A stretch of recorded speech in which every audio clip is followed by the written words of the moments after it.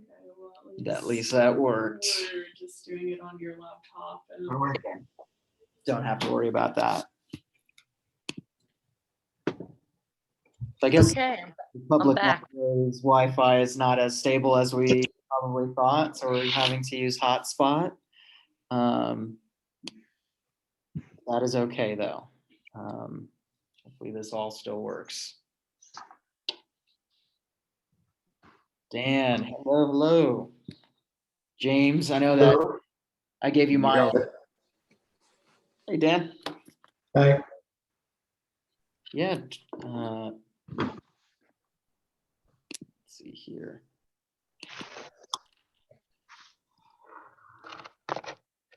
Yeah. Shebley, you're in the shadows there. And How are you? I'm good. How are you doing? Great. Nice.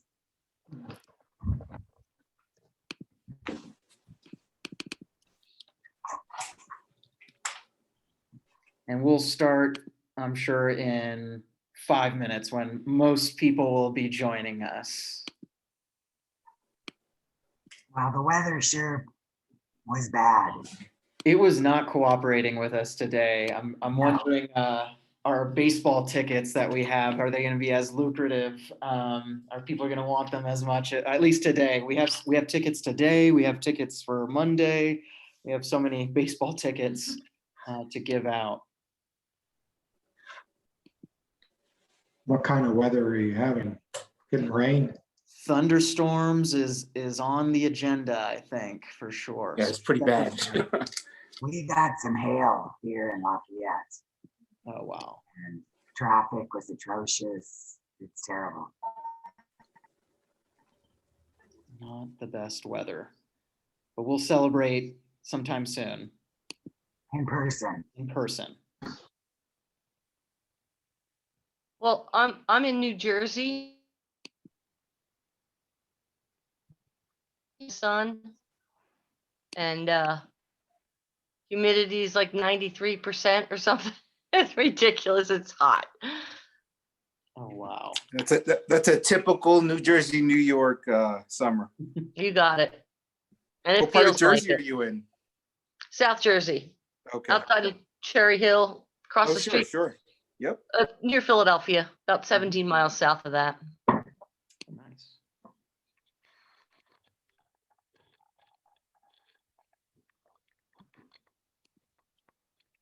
I keep things keep freezing on me on my end. So hopefully, if I still have technical problems, I'll just log out and log back in again. That's what I'm hoping as well. If we have any technical difficulties, I'll be sending out some emails. I have all of the participants' emails, but yeah, hopefully not too bad. Good. I think Shebley also froze on us too. Yeah. Here. Oh. And Margaret, excellent.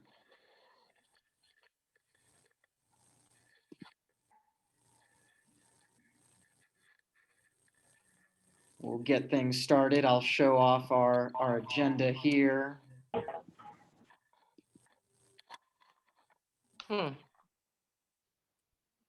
What's not happening? Let's see.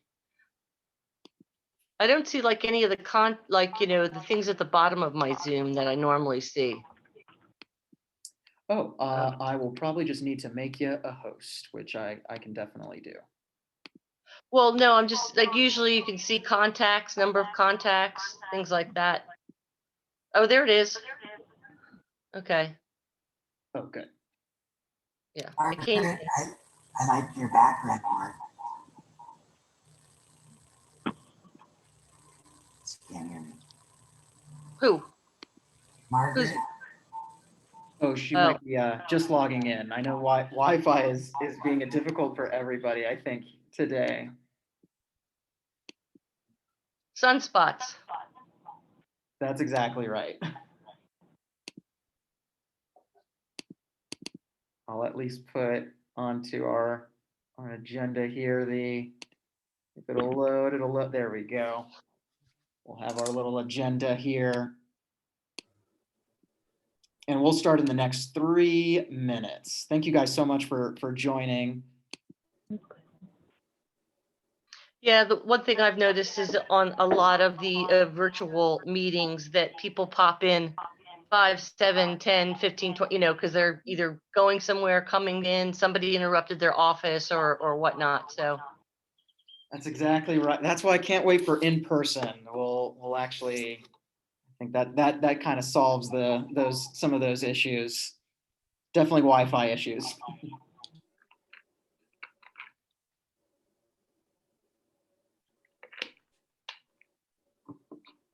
All righty, well, we'll start again here. We're halfway there for the participants, almost halfway. So we'll wait another 2 more minutes here. yeah, that'll be fine.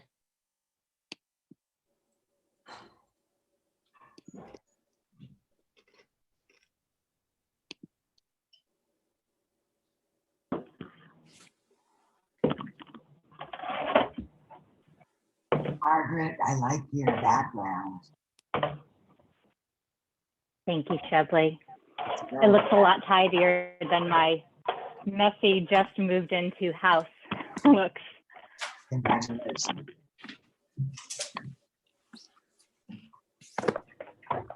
Yeah, we need some good backgrounds too.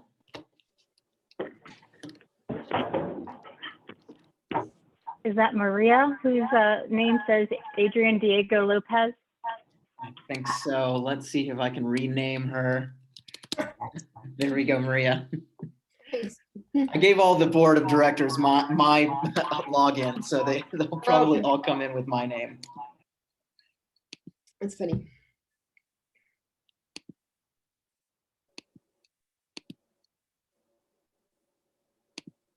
All righty, well, we'll start in the next minute or two here.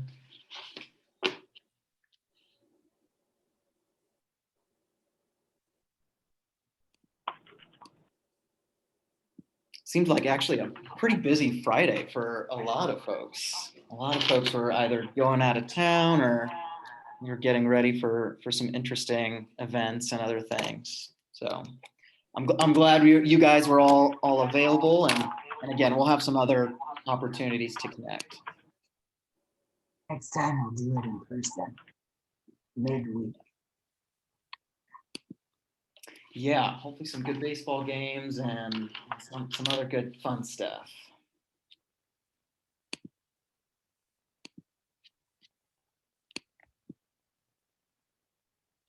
Let's see here, 4:05.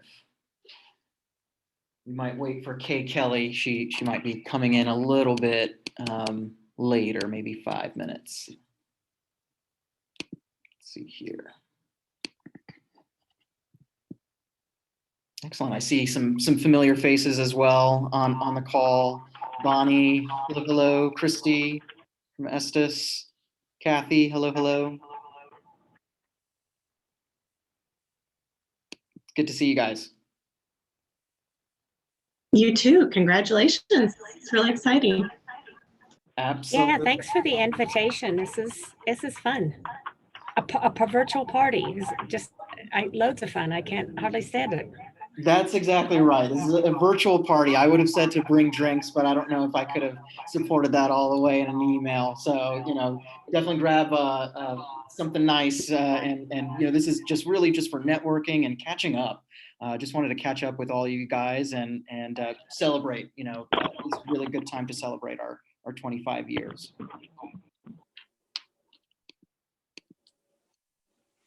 So let's see here. We'll wait 1 more minute for 1 more person here. It's on my list. And then we'll kick things off, Cynthia.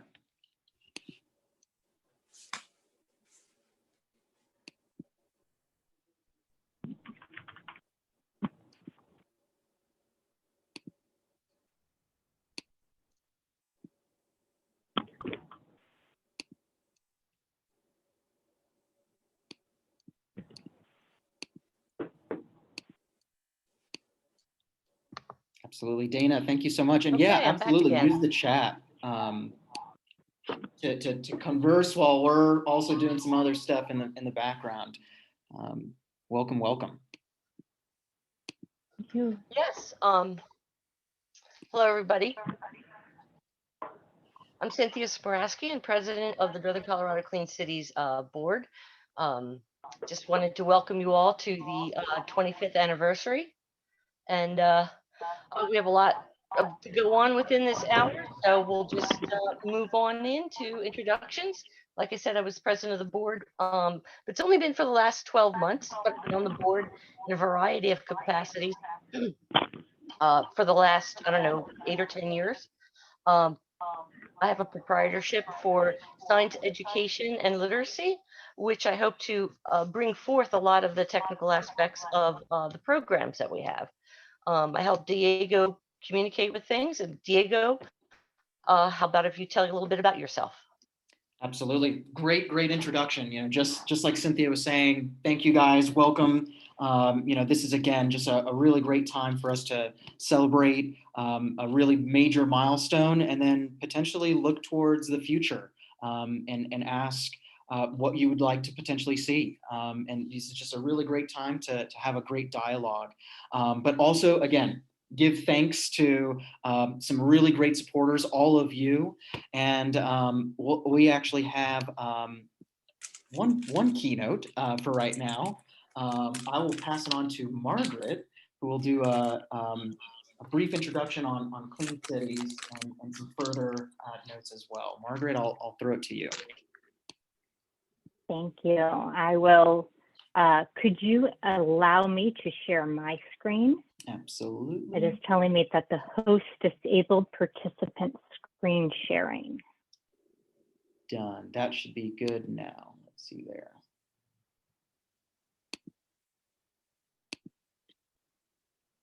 Excellent. Do you see that yet? It is still saying that participant screen sharing is disabled. Gotcha. Let's see here one more time. Let's see if this works. I'll just make you the host for right now. Let's see here.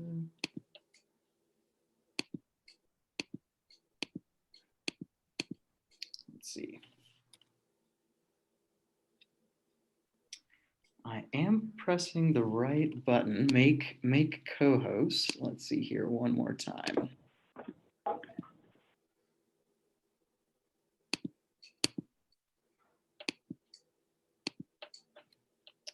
Let's do it from here.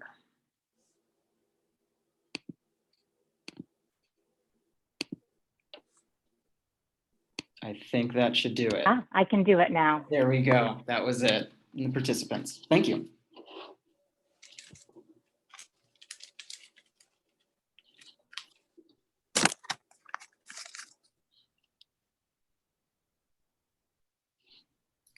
All right. Hello, everybody. I know many of you on the call today.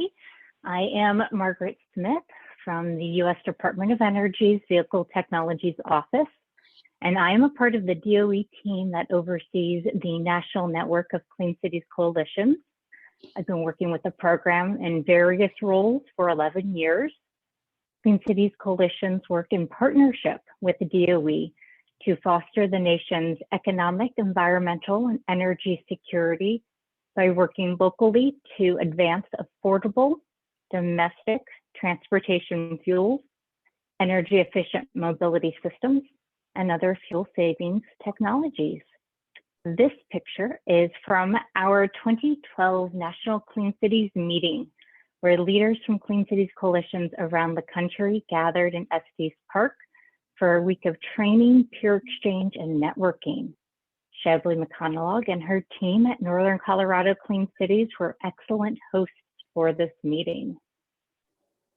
Northern Colorado Clean Cities is part of a network of more than 75 Clean Cities coalitions across the country, representing over 80% of the US population. At the national level, DOE provides a wide array of resources to help with transportation deployment projects, but it's at the local level that the rubber meets the road. Our coalitions provide vital resources, technical expertise, networking opportunities, training, and intimate knowledge of the local market. Clean Cities has a remarkable history as a rare federal program that has lasted for 28 years and is still going strong. With the current administration's emphasis on the importance of alternative fuel vehicles and plans to spend billions of dollars on electric vehicle charging stations, our Clean Cities coalitions will continue to have a lot of important work to do. At our 2019 National Clean Cities Training Workshop, DOE inducted Shebley into the Clean Cities Hall of Fame. This honor recognizes Shebley's leadership and the Northern Colorado Clean Cities stakeholder dedication to the Clean Cities mission.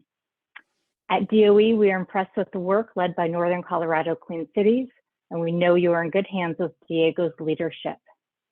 Despite the challenges that 2020 brought, and there were many, your coalition was still able to host events, create educational videos, implement projects, and organize training. DOE values the commitment of coalition stakeholders in Northern Colorado and across the national network of Clean Cities coalitions. Stakeholders who participate in local coalitions benefit from partnerships they build with one another. Fleets connect with alternative fuel providers and peers who have taken on successful projects. Business owners meet up with local government leaders. Vehicle dealerships connect with municipalities and utilities.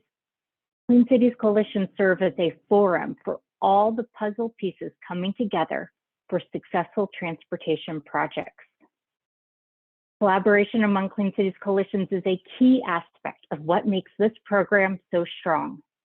We commend Northern Colorado Clean Cities for your collaboration with other coalitions across the Northwest region.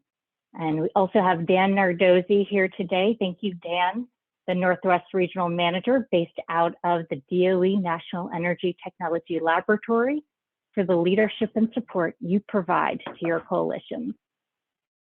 I also wanted to include a couple fun pictures of memories with Shebley over the years. Before choosing YMCA of the Rockies for our 2012 national meeting, a group of us scouted out the site, including Shebley and Kay Kelly, who at the time was with the DOE. Also, a few years ago, a group of us were able to enjoy a morning stroll and swim before a training in Florida. And I can always count on Shebley to bring her enthusiasm for Clean Cities and for a fun time. Thank you to Northern Colorado Clean Cities for inviting me to join this celebration, and congratulations on all your accomplishments over the past 25 years. Awesome. That is fantastic. I'm so glad that you were able to share a lot of information, both historically on Clean Cities, and then also of all the fun things and great things that Shebley has done over the years. I think, we would just like to continue, what example she has put forth. So happy. Thank you so much for that speech. Let's see here.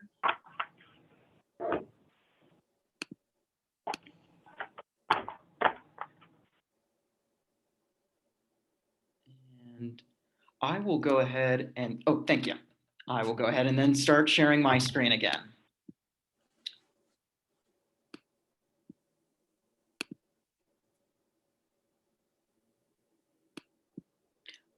I believe, Margaret, you might need to make me the host. Let's see here. Going back to the participants.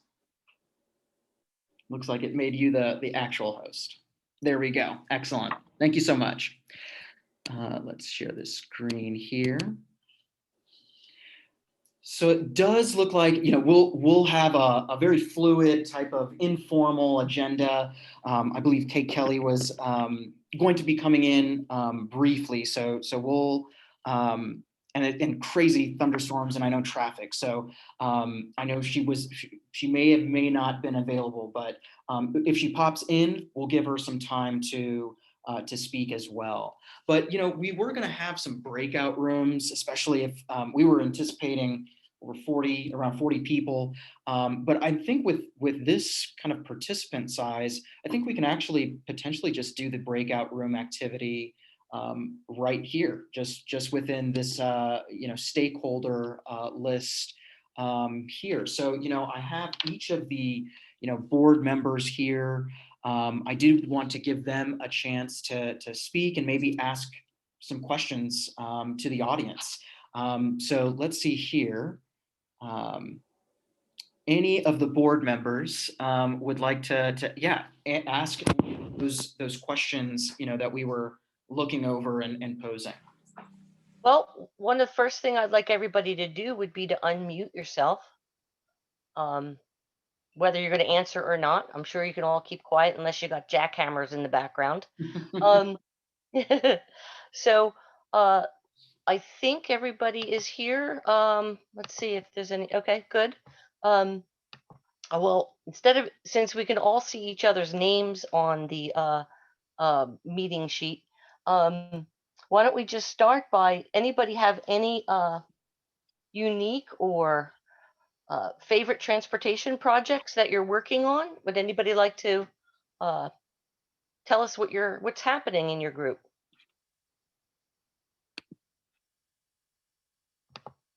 Okay. I'll go ahead and talk. It's James. Great. I just we've got some good news at X.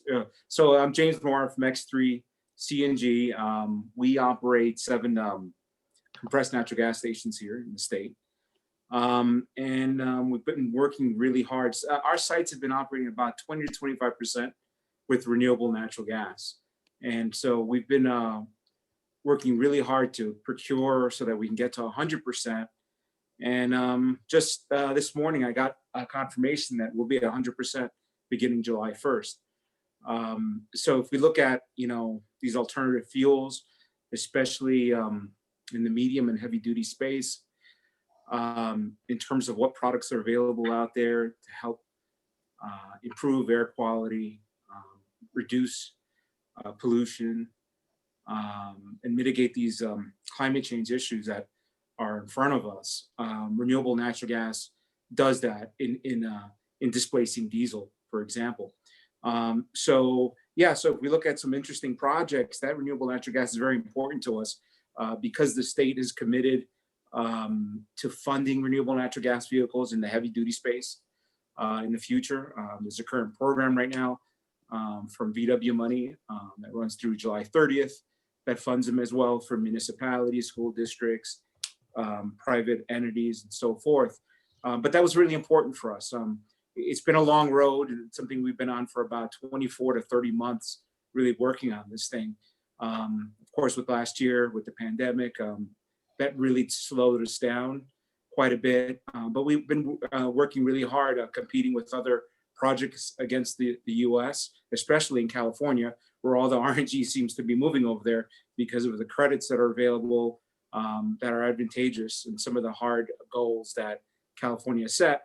But I think that, Colorado's there as well. I think they're meeting are very close to where California's at, but we're very excited about this. I think as an entity here, as Clean Cities for the state, we should be all very excited about it because, in the absence of there being certain products for alternative fuels, RNG, there are things available today, and it's successfully used throughout the region. So I just wanted it's kind of an announcement, but it's also something that we've been working on and that we thought that we needed, as a company, we needed to be at. So that's fantastic. I would definitely want more information, and I feel like that's going to be NCCC's role going into the future, especially just a new, not necessarily new technology, but a technology that people have questions on. So I'm excited for 100% in July. So I will definitely mark it. We want to learn more. We want to learn more. Yeah, I mean, I will tell you there's from an understanding of what RNG does, there's a disconnect in educating people. Of course, you're using natural gas CNG as it is. You take a big step from displacing some liquid fuels, but RNG really, with the newer engine technologies today, does function as a near zero or zero vehicle. And there's major disconnect, I'll tell you today, in explaining to people and explaining the benefits, why it's important to do this, why recapturing this methane is very important. So you get into certain conversations there that people just don't, they just associate to natural gas. But, when you have that renewable aspect to it, that's very important. Our outreach has also been to a lot of publicly traded companies that have ESG, environmental sustainability goals, as part of their portfolio in terms of reporting back to the within Wall Street and financial institutions and so forth.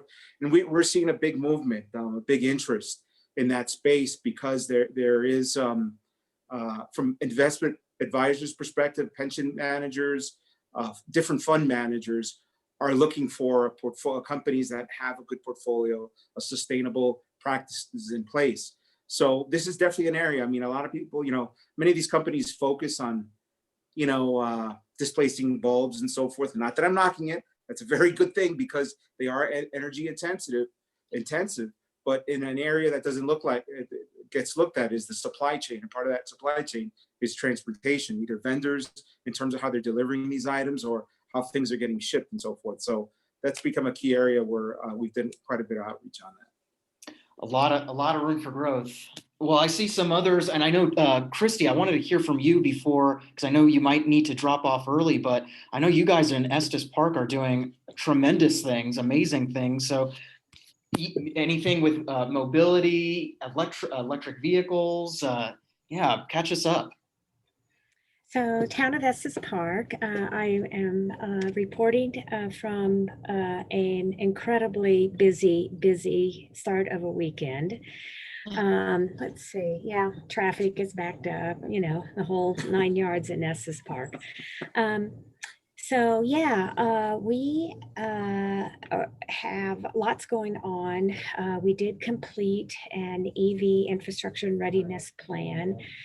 And that is really going to, I think, make a big difference for us. And we're working with Northern Colorado Clean Cities to work on the implementation. But we also know that we're going to work slowly on it to have some small wins early on, because just as what James said, is that there's still some education, and that's probably the number one thing is a lot of people are curious, so they want to know and they want to be educated. We would like to see advancement in certainly EV infrastructure and our transit.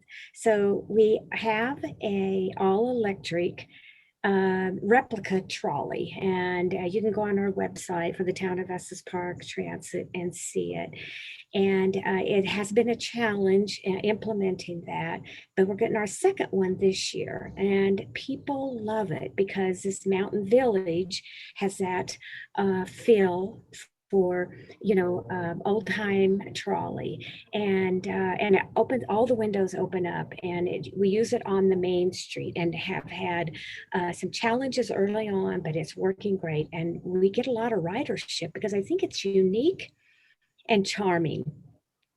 And I think that's also a way that we can inform and educate, because we certainly let people know that it's all electric. Also, we're really working hard on, our infrastructure with trails, connectivity, e-bicycles, safe routes to school. I feel like we have our fingers in a lot of things going on, and I feel like it's a little more organized now that we have a plan. So the whole multimodal transit, and if we can really work with Rocky Mountain National Park and all of our partners in Northern Colorado to really make a difference in reducing the congestion as well as improving air pollution. There was one other thing that I thought about. Bustang. CDOT is resuming Bustang services starting in July, I believe, and it's going to start at Union Station in Denver, and it will stop in Boulder, it will stop in Lyons, and it will then come here. And then people can connect here to downtown and to Rocky Mountain National Park. It's only $10. And you can get on in the morning, and then you can stay all day, and then you can head back. That is a great service, and we're excited about that and really want to promote that. Those are the things that I can think of, Diego. If anybody else, if I missed some things, my apologies. I don't think Vanessa is on. I think you missed So- one that's also super exciting as well. You're helping out the school district in your area as well. So Oh yes, school buses. School Yep, buses. electric school buses. Thank you for reminding me of that. And You we guys are hope doing to- so many good things. So many good things. We're trying. Yeah, thank you. So, I mean, this is really what I wanted to highlight, is that your successes and the things that you all are leveraging in your own territory, and you're doing so many things that's translating to Northern Colorado Clean City success.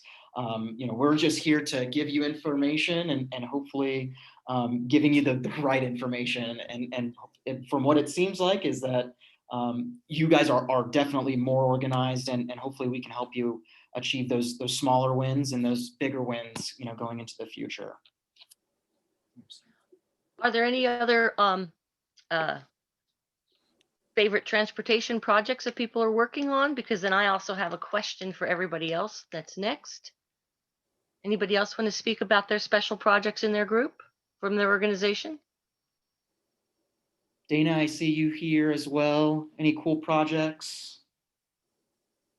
Well, thanks for the invite. I'm really excited that you are celebrating 25 years as we just joined. And I wanted also to say thank you for welcoming us. So EV Strive is a very, very new company that we founded earlier this year in Lakewood. Bonnie and Maria are probably familiar with us already. We had very interesting conversations with them. We are looking at EVs from a different angle. We're looking at preparing the repair industry for shifting to EVs. We feel like that's something that's missing from the conversation. We hear about infrastructure, about what's happening in cities and alternative transportation regulations, but my husband owns a small repair shop, independent repair shop, and he's looking at how companies like his and other, and even fleets are going to adapt and to shift from the perspective of repairs, right? So we started a couple of months ago. We have two main projects that we're working on slowly and timidly. One is addressing the unmet needs of shop owners. And thanks to the Clean Cities Coalition, actually, thanks to the contact that Bonnie has, we are preparing a workshop with fleet managers to see how they are looking at the problem and what's their future looking like, and what are their needs. So starting from that, we'll really focus on very specific programs, and it looks like training would be one of them.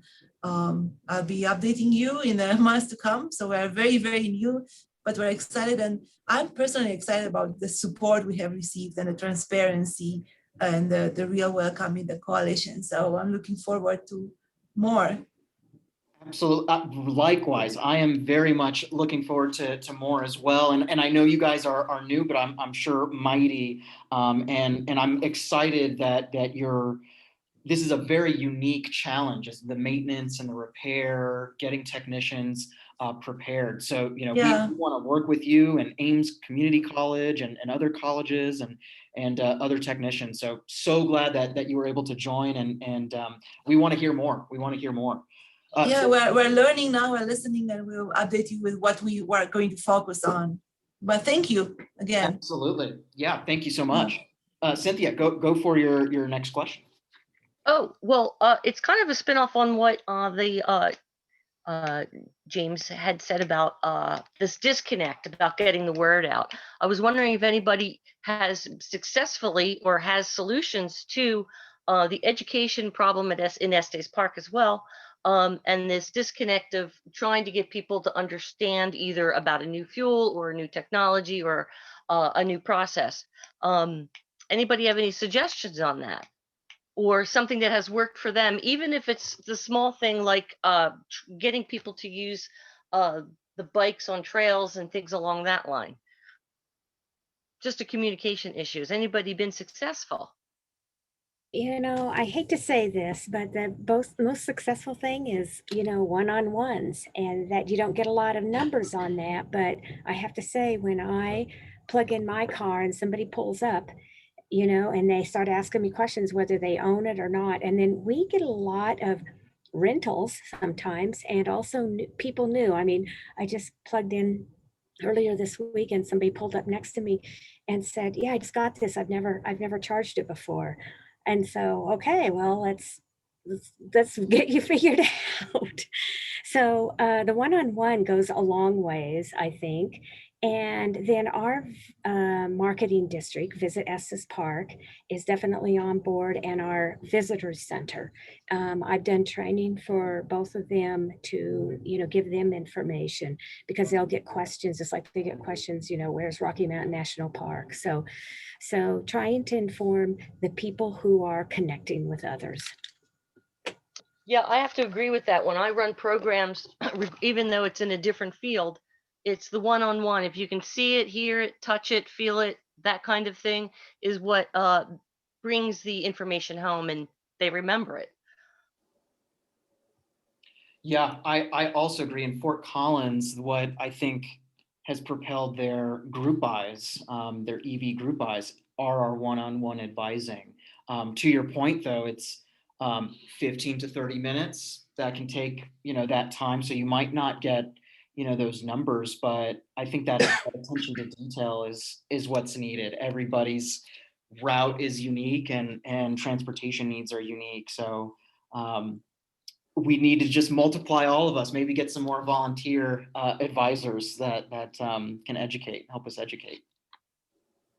Yeah, it's definitely a grassroots effort. I mean, that's what it is. It's Yes. as localized as you get with it, with talking to different, you know, to fleet managers and different individuals who are not aware of what the benefit is. But that's what it is at the end of the day. It's grassroots. It's just explaining the stuff. Absolutely.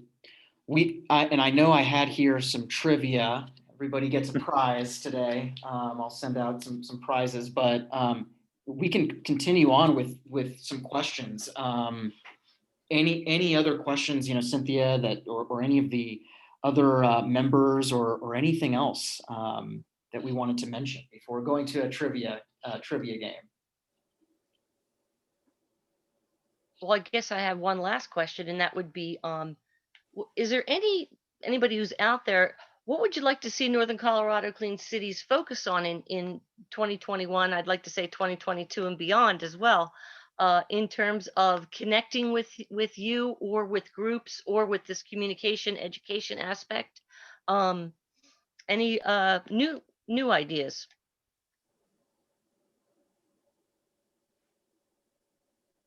This is Maria, and I think you guys have already started to try to do this, but you know, there's a lot of emphasis now on equity, and in combination with that, you know, we have some lofty goals in the state of, you know, electrification goals and clean vehicle goals, and getting to that, you know, past the early adopter phase, it gets harder. And you know, I think reaching out, you know, going into new places, talking to new groups of people, and showing them the benefits of clean vehicles. I think that there's benefits for them too. It's more of a challenge. It might be a totally different dialogue, but I think it's a good time to be working in that newer space and with some new stakeholders. Yeah, okay. So just to clarify then, when you say the word equity, you're talking about different audiences, different populations or target. Yeah. Okay. Yes. Great. That's good. Equity has been a big. I'm sorry. Equity has been a big topic of discussion at the Department of Energy, and it's a big priority for the Biden administration. And there's lots of different kind of ways of approaching it, but one of the ways that I've heard that I find beneficial is looking at equitable access to clean, affordable, and reliable energy. And so looking for those communities that do not have access to clean, affordable, and or reliable energy, as well as ensuring that, or as well as trying to remediate some of the harm caused to communities that have disproportionate energy burdens that are suffering from more so than other communities from the energy industry, whether that's through air quality issues or other economic situations. So equity and environmental justice, and a new term to me this year, but one that I think we will hear a lot more of, energy justice, will be big themes in the coming years. Energy justice.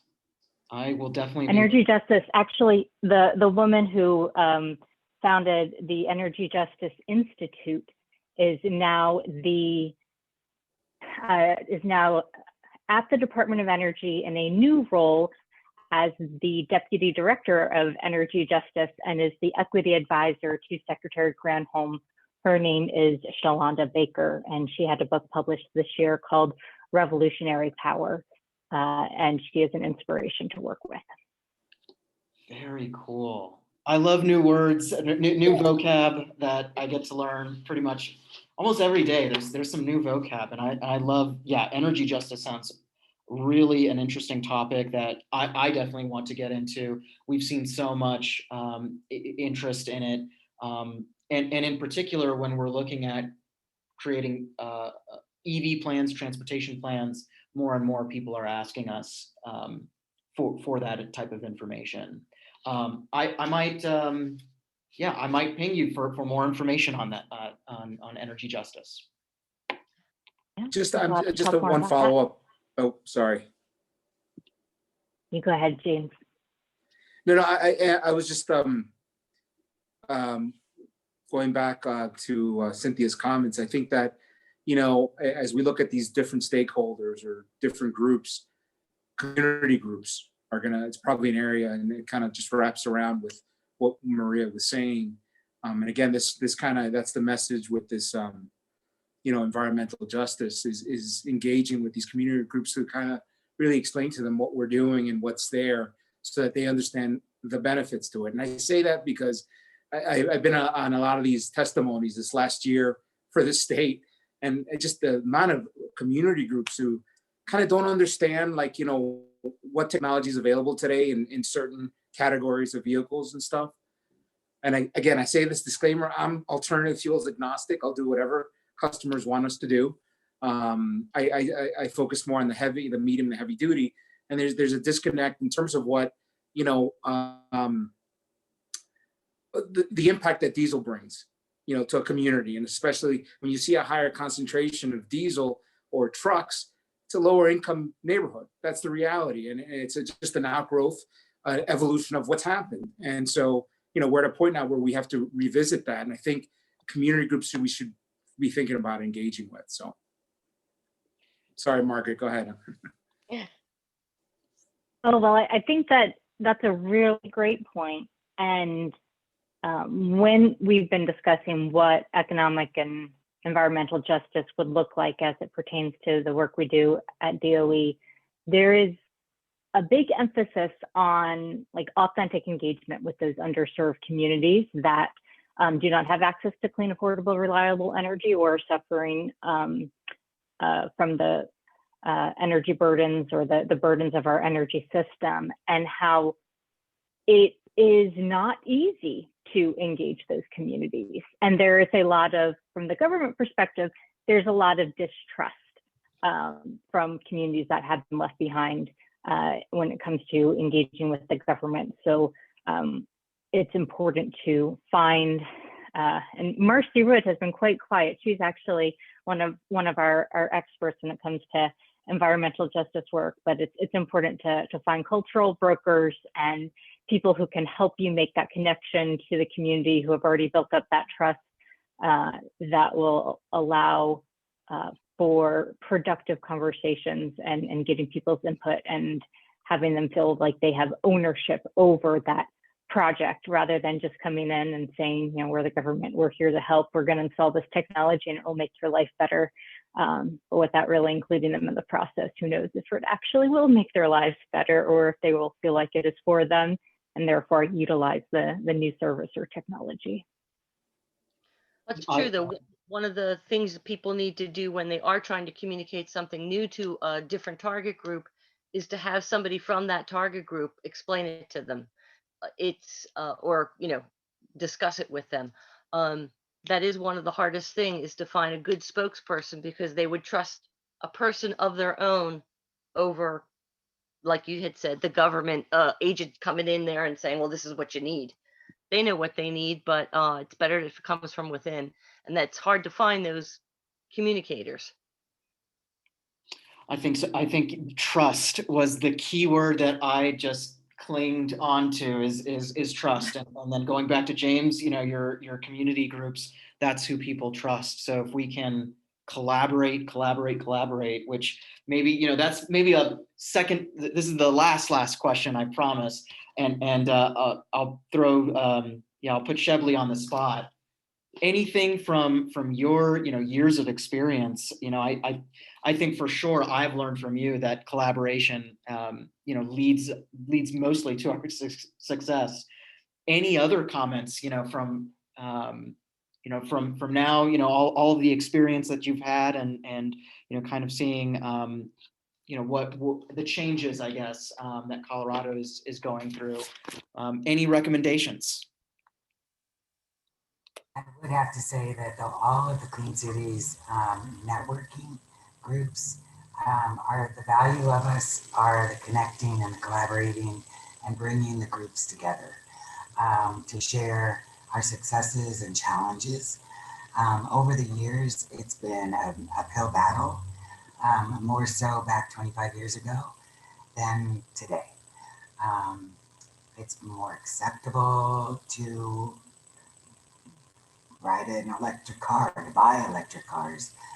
Back in the day, people would roll their eyes at us. Same with all of the fuel types. It's just been waves of various bursts, I would say, for different fuels through the state of Colorado. The Energy Office would support one fuel type, ethanol, and then it would change to CNG, and it always depended on who was the leader in the states, whatever.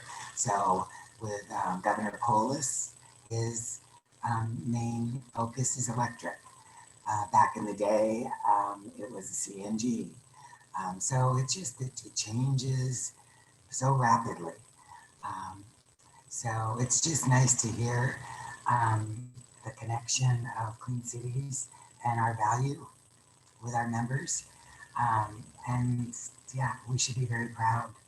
And I do have to say that Maria and Diego have really made Clean Cities be what it is today. Maria was the coordinator for many, many, many years, and Diego is doing an amazing job. So hats off to you too. We appreciate it, and yes, Maria, and there's been so many, you know, great supporters, and you know, we'll have to, you know, just again say thank you to everybody that has really just put so much time and effort towards making NCCC and our stakeholders so successful. And our relationship with DOE and NREL is just been the best. We always have them supporting us. If we can't answer a question, they can help us. So the resources that we have in our back pocket really make us be who we are because of our partnerships. I completely agree. Collaboration, trust, all of those things are that's what we hope to continue to work on and will promote us forward.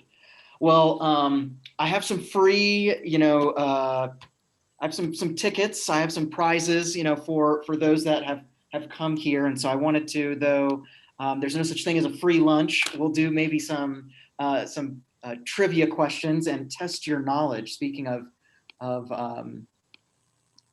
education, and this is all just basic things on Northern Colorado Clean City. So I will put into the chat here. If you guys can click on this link.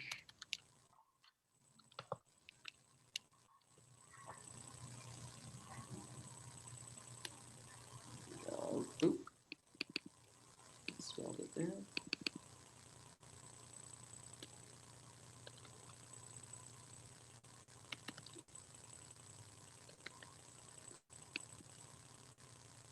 That should be it. Oh, no, it still is cutting off there. Let's do this one more time.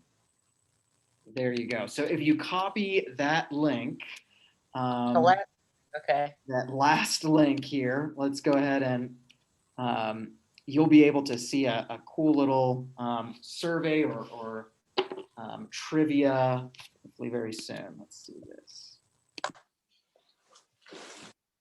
We could even shout it out into the chat, to be really frank. Everybody gets a chance to at least have the chat. So what was, we'll start things off. Does anybody know, and not Shebley, what NCC's original name was? I think I do. You This is do? Marcy. Yeah. Oh, I'm supposed to vote. You can, or you can use the chat. Probably either one will work. As long as I see that you got one correct, you win a prize. This is one of those shows that, you know, the prizes don't matter pretty much, or the questions don't necessarily matter. You'll get it. You'll get the prize. Well, Close. I was going to say Larimer first, but no, I should know. But See here, show responses. So it was all 30, 30, 30 pretty much. Weld Larimer Rocky Mountain National Park Clean Cities Coalition. Is that true? right. That was the truth. That was our first name. So I think Northern Colorado Clean Cities definitely rolls off the tongue a little bit better, but you know, this speaks to our history. You know, we worked within Weld, we worked within Larimer. That's how much experience we have there, and with Rocky Mountain National Park. So, you know, glad we did the name change, but you know, that name again is so attributed to our history. We'll skip to the next question here. What year was NCCC formed? Again, Chevrolet, you can't answer. You'll know all of these. And also, it's a trick question because Clean City started in a different year. Okay, wait a minute. I see a blank. I mean, I see your screen, but it's blank. What are the choices? Let's see here if I can. 1992 I saw was up there, but that's A, but that's not right. That's right. That is not correct. Let's see here if I can get to the. What's B? B should be 1993, and I think it's 1996 is C. So let's do this instead. Hopefully that will. This is the 25th anniversary, correct? I was trying to do the math. That's why I knew 92. Right. It is a trick question, right? Everybody gets a prize. Hopefully the easy questions. Let's go ahead and. I got your first one. You got the first one. Yeah, no problem. Here, we'll come back on. We can't see your screen though. In Here. the link, it doesn't update. No. I'm trying to think of who the first coordinator was. I remember her, but I can't think of her name. Let me stop sharing and then reshare to see if maybe it's the internet. Let's see here, poll everywhere. I cheated. I looked on the Clean Cities website, so I can tell you the month and the date as well. Hey, that's cheating. That's okay. Why don't you just tell us? 1990. Well, did that work? Did that work? Oh, No, not yet. No, did that work? It was May 21st of that particular year. Because it's saying waiting for presentation to begin. I'll share my screen one more time. 1996, though, if anybody is still wondering, let's see here. I can do it on my end. I can just activate like the group one. Yeah, if you can activate it on that, that would be great. Because let's see if it No, is. I tried it There we on go. mine. I couldn't activate. Oh, yeah, I There we got to. go. There you go. There we I go. was So I online. think I don't know how it works. Yeah. Oh, there it is. we'll go to that. So, okay, cool. Okay, so that should work. That should work still. We'll move on. We'll keep on moving because I know what time is it here. So 4:52. We only have a couple more questions. I want all of you guys to get a chance. So what type of technology or project does NCC work on is your favorite? So this is not actually a trivia per se. I just want to secretly know what things are most of interest to you guys.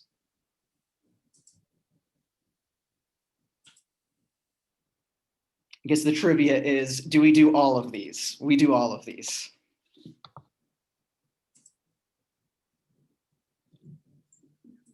Oh, great. So we see the respondents already. Hydrogen, oh, it's a quarter, 40% alternative fuel development, 20% East Zion National Park. That is cool. Absolutely. I chose that one because I'm the technology manager for it. So I had to make sure that got a plug. I like your renewable natural gas work, Diego. Excellent.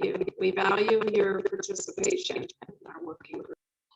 And James, we'll be talking more about the renewable natural gas work that we're doing more and more and more. A-Fleet, which of the following, this is actually pretty tough, even for me, which of the following does the A-Fleet tool not calculate?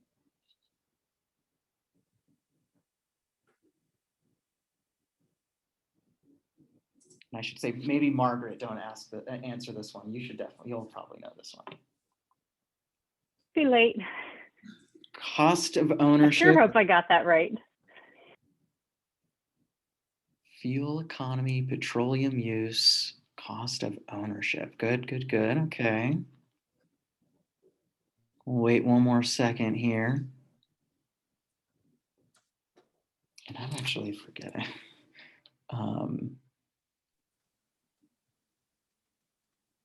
It was, yeah. And the A-Fleet tool is created by Marcy's team at Argonne. Oh, so she definitely should not answer. So from my, yeah, I agree. At cost of ownership, so it's 50-50 down the line between fuel economy and cost ownership. Pretty interesting. So I know for a fact, air pollutants, petroleum use, and fuel economy should be on there, but cost of ownership, I believe it's the return on investment tool, like the Vice tool that shows more of like that return. But that's actually a hard, Skylar chose these trivia questions. So I should say that she stumped me also on this one. Show those responses as well. Oh yeah, go to the next one. Oh, this I is thought another it did provide cost of ownership. Yeah. I'm sorry? Yeah, I think fuel economy is the answer. It does Oh, is it provide fuel total economy? cost of ownership. I put that wrong. Yeah. It was fuel economy. Yeah. I'm gonna have to have a little tutorial for you. No baseball tickets for me. I need to go back to it. Okay, well, this one's active. 26,000, yeah. How many EVs are currently being driven in Colorado? It's as of May. I thought it was. Show me the answer. I look smart. I said 26,000, but it might be 31,000. I don't remember. I looked it up a couple of months ago. Yeah, that's, yeah. Goal. I know the goal is 940. The goal is 940,000. Yeah. And what is the ranking for Colorado? I know you used to be really on the top 5 or 10 states. Oh, no. No? We used to be really high. Yeah, we were in the, it depends on how you look at it. Like we were, like percent of market share, we were like in the top 10. Mhm. That's what I thought. I think we still are. Last I Kind of checked, changes. I think the best we ever did was top 5 at one point. Yeah. should be Good. 36,000. 36, they're almost 37,000 current on the road. Okay. And about 26,000 of those are battery electric only. That's what was in my mind, the BVs. 26. I said 26, but I think I was thinking of that. It's awesome. Long way to go. Long way to go. Yeah. What is Little NCCC ways to go.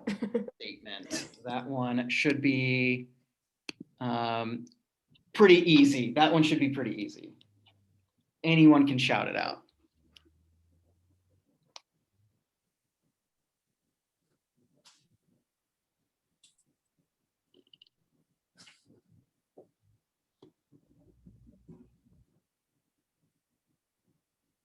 I think we only had one person answer.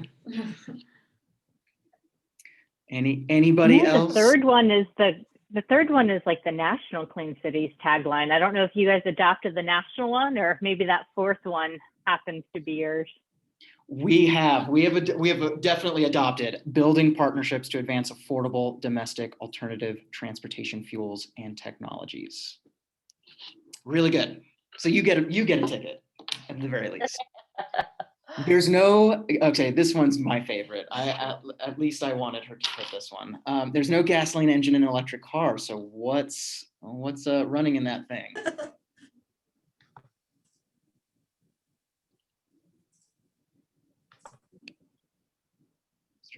At least one person gets that wrong.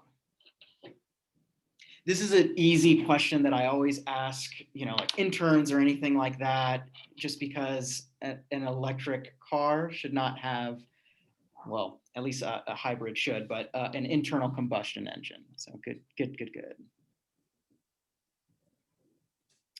Biodiesel, this is another good one, actually. Biodiesel can be made from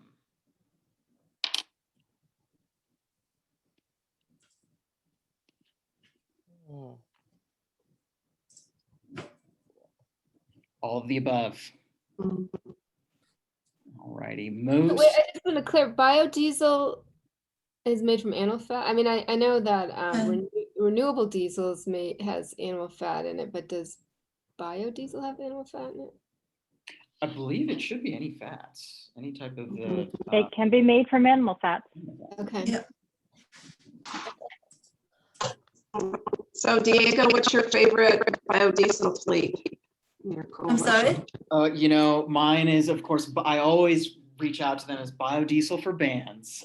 They are so awesome. They are here in Fort Collins, and they take people from Fort Collins to Red Rocks and other cool venues, music venues all across Colorado. Love Biodiesel for Bands.